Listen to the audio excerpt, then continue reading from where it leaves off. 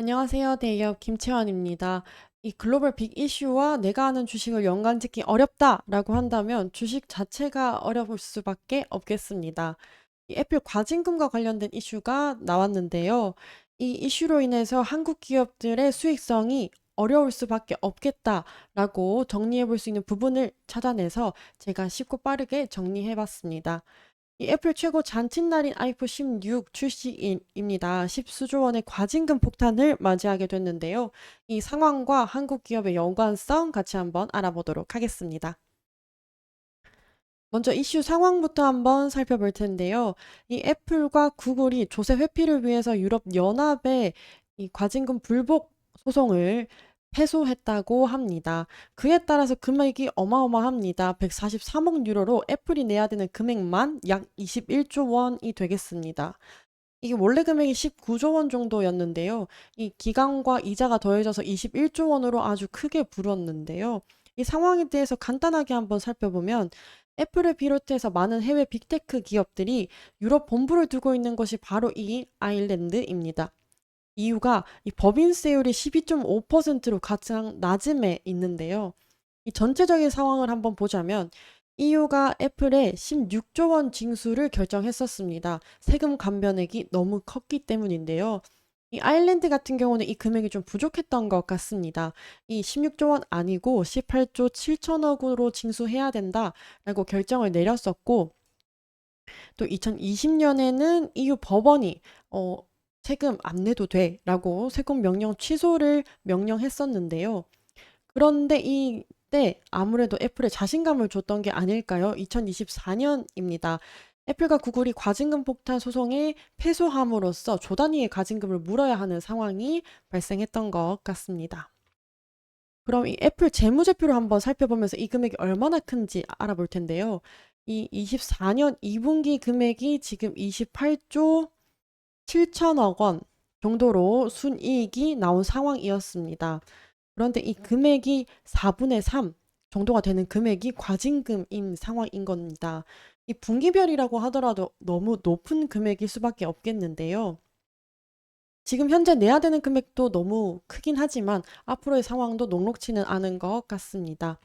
왜냐하면 이 전체적으로 봤을 때 세금이 가장 낮은 곳 바로 아까 말씀드렸던 아일랜드이고요.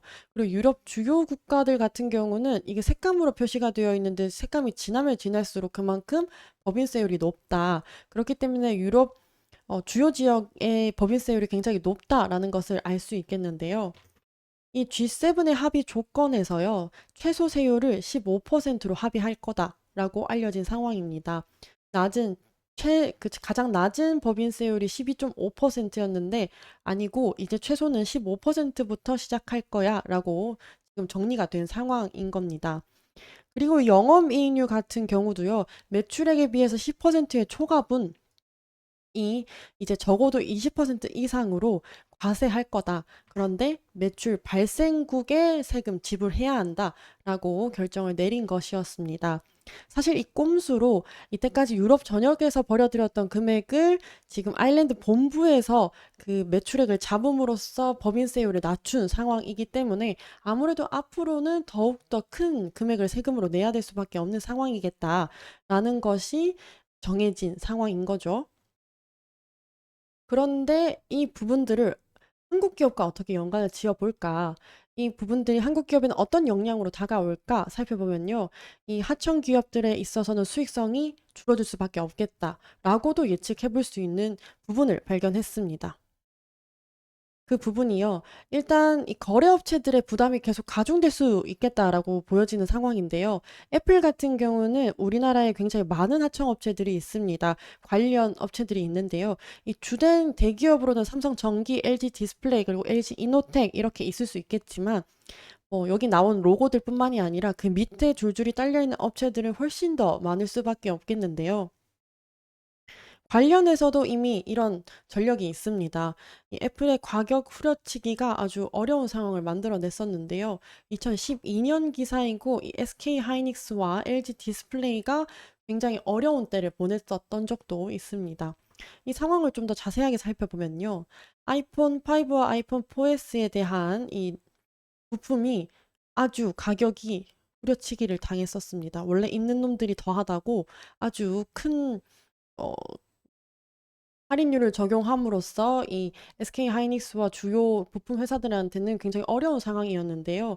이 주요 기사 발췌 부분을 보면 세계 경계 침체 속에서도 동일한 가격으로 아이폰 5가 출시가 되었었다.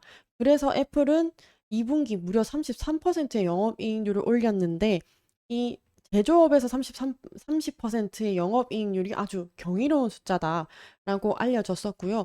그에 비해서 SK 하이닉스는 1%의 영업이익률을 올렸다라는 점이 아주 이 상황을 그대로 대변해주는 기사인 것 같아서 들고 와봤습니다. 이 SK 하이닉스뿐만이 아니라요. 일본에도 뭐 도시바도 적자였고 삼성전자 반도체 부분도 영업이익률이 줄었던 부분이었습니다. 이런 부분들로 보아서 아무래도 애플의 횡포가 바람에 시작될 수도 있겠다라고 예측해 볼 수 있겠는데요. 이 한국 대기업들이 애플의 눈치를 보는 것은 굉장히 오래 전부터 있었습니다. 심지어 이 애플에서 주요 인사가 한국 기업을 찾았을 때 이 기업에 방문했다는 소식이 알려지면 굉장히 어려운 상황을 만들어냈던 전적도 있었기 때문입니다.